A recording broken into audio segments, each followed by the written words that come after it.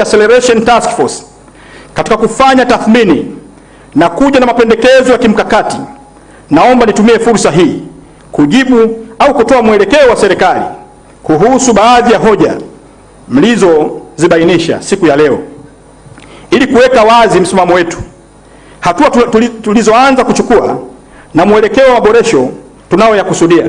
Kwanza, kuhusu ukosefu wa ulinzi wa bidhaa za afya zinazozalishwa ndani dhidi ya bidhaa zinazoagizwa kutoka nje.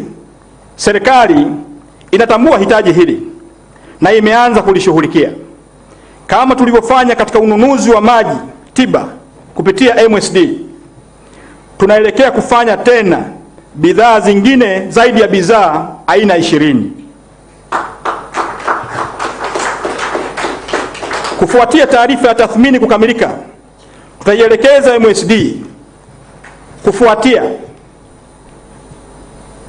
ya tathmini kukamilika, tutaielekeza MSD kununua nchini.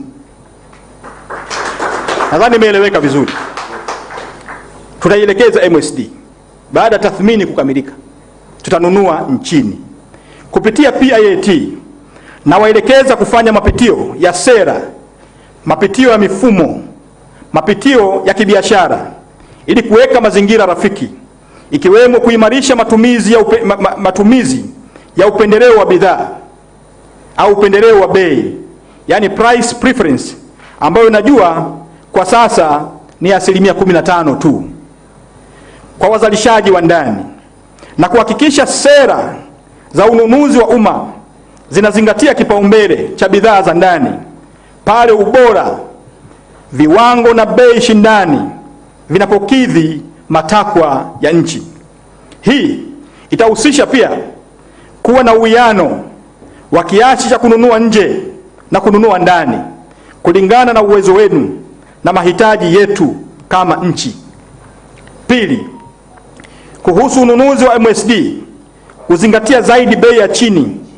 Serikali inafahamu changamoto hii. Kwa kushirikiana na Wizara ya Fedha na mamlaka husika, tutaendelea kuboresha miongozo ya manunuzi ili bei isiwe kigezo pekee. Bei isiwe kigezo pekee, bali izingatie pia ubora, uhakika wa upatikanaji, mchango wa kiuchumi na usalama wa dawa. Lengo ni kuhakikisha wazalishaji wa ndani wanapata nafasi stahiki katika soko la MSD. Tatu, kuhusu sheria ya manunuzi ya umma kuwa na ukomo wa advance payment hadi 30% ikilinganishwa na wawekezaji wa nje wanaoruhusiwa kufungua letter of credit. Serikali inaendelea kutatua changamoto hii. Awali hatukuwa hata na hii 30% ya advance payment. Tumeanza na hiyo kwa kuzingatia mtiririko wa fedha kwa wazalishaji wa ndani. Tutajadiliana na taasisi husika ili kubaini namna bora ya kuboresha masharti haya bila kukiuka sheria, ikiwemo matumizi ya mifumo mbadala ya fedha itakayowezesha viwanda vya ndani kushiriki kikamilifu kwenye zabuni. Nimeeleweka vizuri. 4, kuhusu kodi na gharama kubwa za maji na umeme. Serikali inatambua kuwa gharama za nishati na maji zinaathiri gharama za uzalishaji na hivyo ushindani wa bei katika soko. Tutafanya majadiliano na wizara za sekta husika kuangalia uwezekano wa kutoa motisha au ruzuku maalum kwa viwanda vya kimkakati, ikiwemo viwanda vya dawa, ili kupunguza gharama za uzalishaji. 5, kuhusu wingi wa taasisi za ukaguzi na udhibiti. PIAT itakwenda kufanya utafiti na kujua mapendekezo ya kuishauri serikali namna bora ya kuharakisha na kuratibu mifumo ya udhibiti ili kupunguza taasisi za ukaguzi, gharama na muda unaotumika bila kuathiri ubora na usalama wa bidhaa za afya. 6, kuhusu ukosefu wa mikopo nafuu kutoka benki. Tutafanya majadiliano na kushirikiana na taasisi za kifedha na mifuko ya maendeleo ili kuweka mifumo maalum ya mikopo nafuu kwa viwanda vya dawa, ikiwemo dhamana za serikali na mifuko ya maendeleo ya viwanda. 7. Kuhusu ukosefu wa maeneo ya uwekezaji yaliyo tayari na miundombinu, taratibu za kuhamasisha mamlaka husika kutenga na kuendeleza maeneo maalum ya uwekezaji wa viwanda, industrial parks na SEZ, yatakayokuwa na miundombinu ya misingi ili kupunguza gharama za awali kwa wawekezaji wa ndani. Lakini lazima niseme kwenye hili, tumekwisha pokea maelekezo mahususi kutoka kwa Mheshimiwa Rais, na mimi nawaelekeza hapa mkurugenzi wa Muhimbili kwa kushirikiana na wenzetu wa Wizara ya Elimu.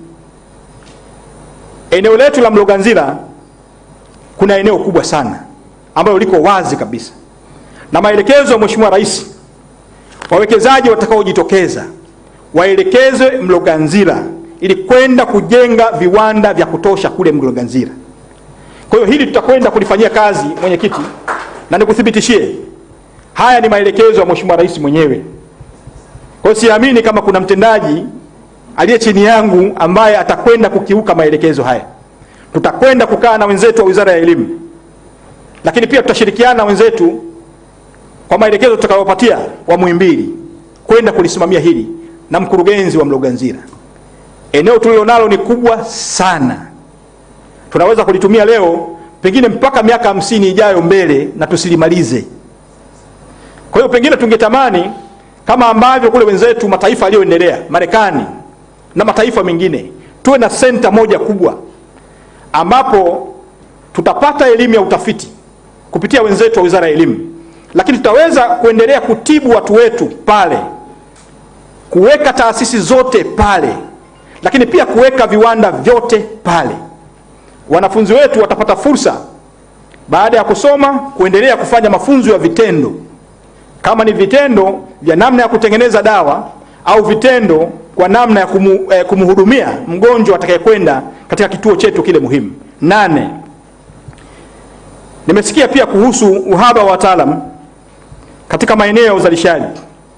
Mwenyekiti, naomba nikuthibitishie tumekwisha anza kuchukua hatua ambapo kupitia Samia Scholarship tumekwisha anza kutoa kipaumbele kwa fani ya industrial pharmacy, na matarajio ni kuongeza idadi ya wadahiniwa au wadahiliwa katika ushirikiano na vyuo vyetu nchini.